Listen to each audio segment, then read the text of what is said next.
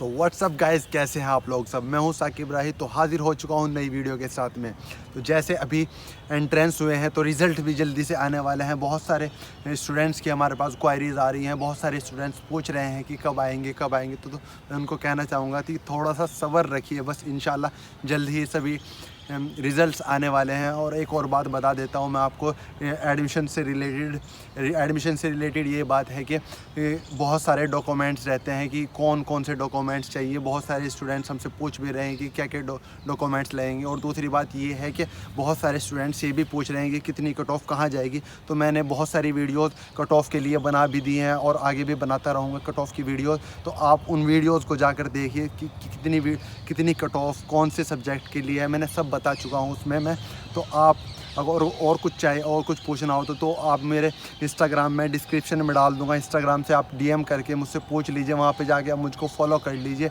और WhatsApp number भी डाल दूँगा, मैं अलग से ग्रुप बनाया हुआ है मैंने स्टूडेंट्स का, वहाँ पे सब चीज़ बताता रहता हूँ मैं। और दूसरी चीज़, आपको एडमिशन से रिलेटेड कितने डॉक्यूमेंट्स चाहिए वो भी बता देता हूँ, और कौन कौन से नहीं चाहिए, क्या कौन से इंपॉर्टेंट है वो बता देता हूँ आपको मैं। सबसे पहले आपने, अगर आप बैचलर के लिए अप्लाई कर रहे हैं तो आपको अपनी 10th की मार्कशीट चाहिएगी, और 10th के साथ में आपकी 12th की मार्कशीट चाहिएगी। आपको आधार कार्ड की फ़ोटोकॉपी लगती है, आपके फ़ोटोज़ लगते हैं मैक्सिमम, आप 10 फ़ोटोज़ लेकर आइएगा। और एक पॉइंट ये भी रहता है कि बहुत सारे स्टूडेंट्स ये कहते हैं कि हमारी अभी 12th हुई है तो हमारी अभी मार्कशीट नहीं आई है। तो फ़िलहाल तो अभी सबकी आ चुकी होगी, क्योंकि बहुत लेट हो गया सेशन को। तो हम आपको ये बता देते हैं कि नहीं, जिसके पास होती है मार्कशीट तो हम उसका एक पॉइंट ये रहता है कि आप उसके लिए डोमिसाइल लगा देते हैं आप उसके लिए। और उसमें कुछ पॉइंट होता है कि कुछ टाइमिंग दिया जाता है कि आप इतने टाइम के बाद अपनी मार्कशीट सबमिट कर सकते हैं। तो आपको वो प्रोसेस करने के बाद आपको मेन सब्जेक्ट लेना पड़ता है, और मेन सब्जेक्ट के बाद आपको सब्सिडरी सब्जेक्ट भी दिए जाते हैं। दूसरी चीज़ ये रहती है कि फिर उसके बाद उसका प्रोसेस ये रहता है कि उसके बाद आपको डीन ऑफिस जाकर अपनी 10th की और 12th की मार्कशीट सबमिट करनी पड़ती है। वहाँ से आपको अपना रोल नंबर मिलता है, फैकल्टी रोल नंबर मिलता है। फैकल्टी रोल नंबर के बाद आपको वहाँ से क्या रहता है कि आपको वो क्लियरिफिकेशन दे देंगे। क्लियरिफिकेशन के बाद आपको फ़ीस जमा करनी पड़ती है वहाँ पे, और फीस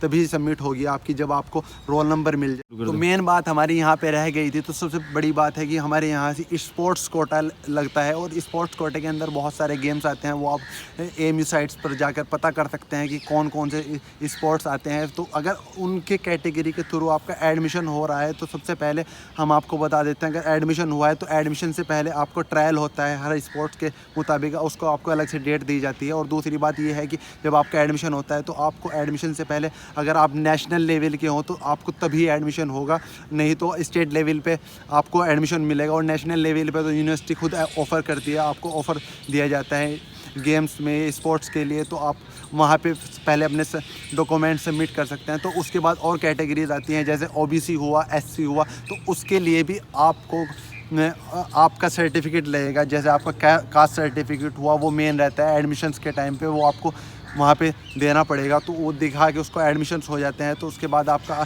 और सर्टिफिकेट आपकी प्रोसेस में आता है कि आपकी डॉक्यूमेंट्स वहाँ पे सबमिट कर लिए जाते हैं। और तीसरी बात मैं आपको बता देता हूँ, वहाँ पे जब आपका ये सब प्रोसेस कंप्लीट हो जाता है तो प्रोसेस कंप्लीट होने के बाद में आपको वहाँ पे फिर हॉल के लिए आपको फ़ाइल सबमिट करनी पड़ती है। उसमें बहुत सारी चीज़ें लगती हैं, आपकी 10th की मार्कशीट, आपकी 12th की मार्कशीट। अगर आप इंटरनल हैं तो आपको ऑलरेडी हॉल अलाउड रहता है कि कौन से वो रहते। उसमें प्रोसेस ये है कि आप जैसे कि इंटरनल स्टूडेंट्स अपना हॉस्टल छोड़ के आए हैं तो उनको ग्रेजुएशन या मास्टर्स के लिए एडमिशन हॉस्टल मिल जाता है। तो हॉस्टल मिलने की वजह ये रहती है। और दूसरी बात ये है कि जो एक्सटर्नल स्टूडेंट हैं उनको थोड़ा सा टाइम मिलता है, उनको थोड़ा सा स्ट्रगल करना पड़ता है एग्ज़ाम के लिए।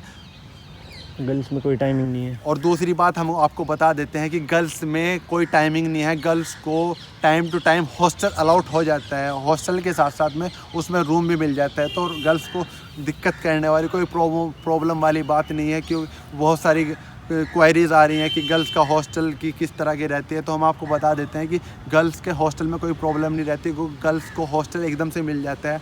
तो मैं यहाँ पे बता देता हूँ। फ़िलहाल हमने ये एडमिशन्स के थ्रू थोड़ी सी बातें बताई हैं। अगर बहुत सारी बच्चे स्टूडेंट्स हमसे पूछते रहते हैं कि कौन कौन से हॉस्टल्स हैं, कौन कौन सी फैकल्टीज़ हैं, कौन कौन से डिपार्टमेंट है, तो उसके लिए हम अलग से एक वीडियो बनाएंगे पूरा हॉस्टल, पूरा कैंपस के लिए सब कुछ दिखाएंगे आप। और हमारे चैनल पर बने रहिए, क्योंकि मैं अब अच्छी वीडियो बनाने वाला हूँ, बहुत मज़ा आएगा वीडियो के साथ में। और चैनल को सब्सक्राइब कर दीजिए। अब मैं ये बात कहना चाहूँगा, लोग जो स्टूडेंट हैं वो सब्सक्राइब नहीं कर रहे हैं। देखो, अब सब्सक्राइब नहीं करोगे तो आपको नई वीडियो के बारे में नहीं पता लगेगा। तो चैनल को सब्सक्राइब करिए, लाइक करिए और कमेंट करिए। और यार, जो मैं बहुत सारे जवाब अब यूट्यूब पे मैं जवाब देने लगा हूँ और अब चैनल पे जवाब देता हूँ, तो अब मैंने बहुत चेंज करने वाला हूँ। तो क्या यहाँ पे मैं स्टूडेंट्स का अलग से ग्रुप बनाऊँगा व्हाट्सएप पे। और दूसरी चीज़ है कि मैं इंस्टाग्राम पे मैं बहुत सारे जवाब देता हूँ, वहाँ पे लाइव भी आता हूँ। तो मुझे इंस्टाग्राम पे आप लोग फॉलो कर लीजिए